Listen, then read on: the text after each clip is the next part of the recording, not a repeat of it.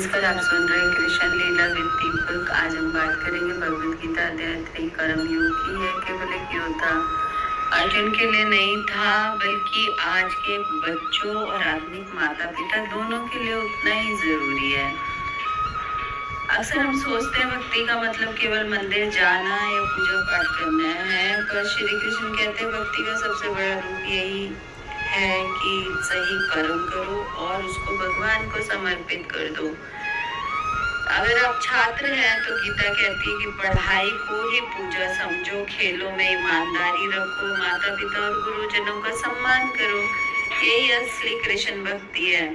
माता पिता के लिए संदेश यह है कि जब आधुनिक माता पिता अपने बच्चों की शिक्षा और पालन पोषण के लिए मेहनत करते हैं तो उसे ईश्वर को समर्पित कर देते हैं, तो वही आपका साधारण सा काम भी भक्ति बन जाता है।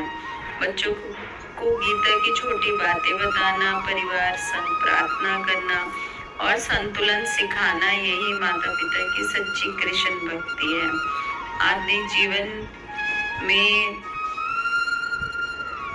हम कहते हैं पूजा के लिए समय कहाँ है, पर श्री कृष्ण कहते हैं भक्ति का मतलब है निस्वार्थ कर्म।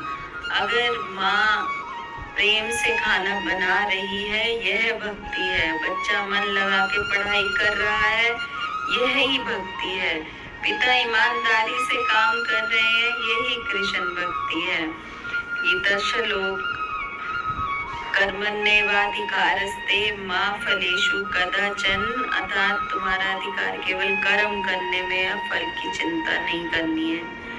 यही बच्चों को सिखाता है मेहनत करो, फल अपने आप मिलेगा। माता पिता को सिखाता है कि अपना धर्म निभाओ, बाकी भगवान पे छोड़ दो।